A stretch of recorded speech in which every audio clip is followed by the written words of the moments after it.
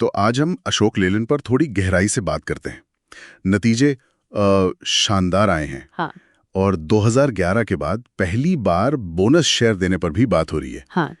लेकिन शेयर बाजार में मतलब वैसी तेजी नहीं दिखी जैसी शायद उम्मीद थी। तो भाई चल क्या रहा है, चलिए आज इसी को समझने की कोशिश करते हैं। हाँ बिल्कुल। और देखिए, अशोक लेलैंड कोई छोटी मोटी कंपनी तो है नहीं। कमर्शियल गाड़ियों मतलब सीवी मार्केट की एक बहुत बड़ी प्लेयर है।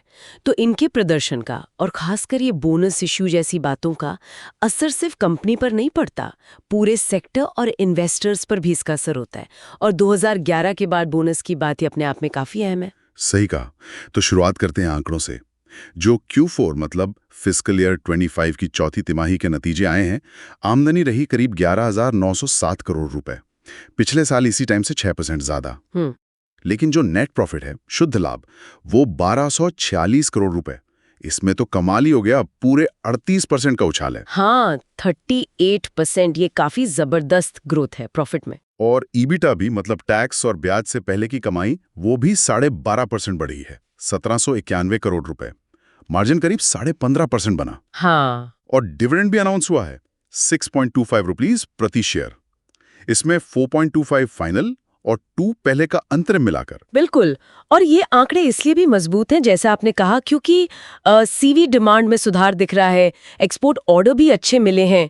पर ये जो 38% प्रॉफिट बढ़ा है ना, ये सिर्फ सेल्स बढ़ने से नहीं हुआ है।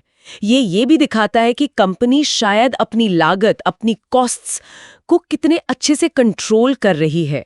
और ये आगे के मार्जिन के लिए एक बहुत पॉजिटिव साइन है। अच्छा, ये हुई नतीजों की बात। अब आते हैं उस चीज पर जिसने सबसे ज्यादा ध्यान खींचा, बोनस इशू। खबर थी कि 23 मई को बोर्ड मीटिंग में 3:1 शेयर पर एक बोनस शेयर मतलब 1:1 बोनस पर विचार होना था। हाँ। और ऐसा 13 साल बाद हो रहा है, 2011 के बाद पहली बार।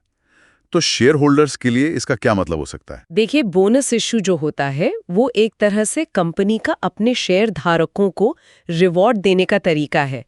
इससे होता क्या है कि शेयर की पेस वैल्यू तो वही रहती है, पर आपके पास शेयरों की संख्या बढ़ जाती है। तो प्रति शेयर कीमत कम हो जाती है, जिससे वो ज्यादा लोगों की पहुंच में आता है, मतलब लिक्विडिटी बढ़ती है। अच्छा, लिक्विडिटी इंप्रूव होती है। हाँ, और अक्सर इसे शेयर धारकों के लिए पॉजिटिव माना जाता है। पर आखिरकार ये फैसला तो बोर्ड का ही होता है। इसीलिए सब उस मीटिंग के फैसले का इंतजार कर रहे थे कि भाई अप्रूवल मिला या नहीं। ठीक है, तो अब सवाल ये उठता है कि इतने अच्छे नतीजे, बोनस की चर्चा, इसके बावजूद शेयर की कीमत में ज्यादा हलचल क्यों नहीं हुई? अगर हम देखें, अप्रैल में शेयर 230 रुपए से बढ़कर करीब 245 तक गया था।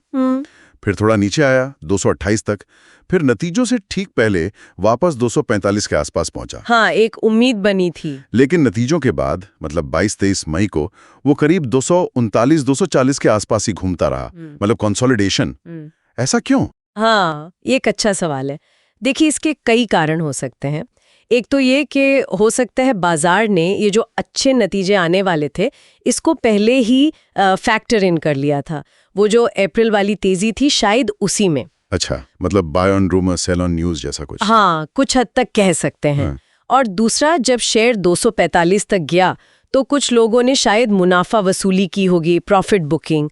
और तीसरा, ये बोनस इशू वाली बात, जब तक कंफर्मेशन नहीं आता बोर्ड से, तब तक निवेशक थोड़ा रुको और देखो वाले मूड में भी हो सकते हैं। तो ये सारे फैक्टर्स मिलकर शायद उस कंसोलिडेशन की वजह बने। वो जो 23 मई को हल्की सी बढ़त थी, वो शायद डिविडेंड कंफर्म होने की वजह से आई हो। बात तो सही है, कई फैक्टर्स हो सकते हैं। तो अब आगे क्या, मतलब भविष्य के लिए क्या संकेत मिल रहे हैं, क्या देखना चाहिए? देखिए, आगे के लिए कुछ चीजें बहुत अहम होंगी। एक तो कंपनी की ऑर्डर बुक कैसी रहती है, खासकर जो LCV यानी हल्के कमर्शियल वाहन और HCV भारी कमर्शियल वाहन है, उनमें नए कॉन्ट्रैक्ट्स कितने मिलते हैं। हाँ, ऑर्डर इनफ्लो। बिल्कुल। फिर इलेक्ट्रिक वाहनों यानी EV पर उनकी क्या रणनीति है, क्या कोई नई पार्टनरशिप होती है, ये बहुत क्रिटिकल होगा। और इंडस्ट्री के लेवल पर देखें तो पुरानी गाड़ियों को बदलने की जो मांग है, वो कितनी मजबूत रहती है। अच्छा। इंफ्रास्ट्रक्चर पर सरकार का खर्च कैसा रहता है, और ये जो नए उत्सर्जन नियम आते हैं, उनका क्या असर पड़ता है। ये सब बाहरी फैक्टर्स भी इंपॉर्टेंट है। और अगर कोई निवेशक है तो उसे किन खास बातों पर नजर रखनी चाहिए आने वाले टाइम में? हाँ, निवेशकों के लिए कुछ की पॉइंट्स हैं। पहला, अगली तिमाही यानी Q1 FY26 के लिए कंपनी क्या गाइडेंस देती है, क्या अनुमान बताती है। ओके। दूसरा, कोई बड़े नए ऑर्डर की घोषणा होती है क्या, खासकर ईवी सेगमेंट में या फिर एक्सपोर्ट मार्केट से। तीसरा, कंपनी का वैल्यूएशन, मतलब शेयर की कीमत उसकी कमाई के मुकाबले कैसी है। क्या ये अपनी पुरानी रेंज जो करीब 12 से 15 पीई की रही है उसी के आसपास रहती है या बदलती है। और सबसे जरूरी, वो बोनस इशू पर बोर्ड का फाइनल फैसला क्या रहा, वो तो अब तक शायद पता चल गया होगा। बिल्कुल।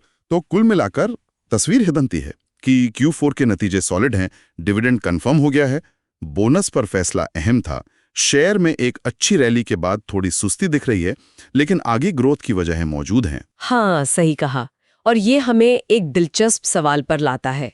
अशोक लेलैंड के पास देखिए, फंडामेंटल्स तो मजबूत दिख रहे हैं और बोनस का एक संभावित तोहफा भी था, लेकिन आगे चलकर उनकी असली सफलता किस चीज पर निर्भर करेगी?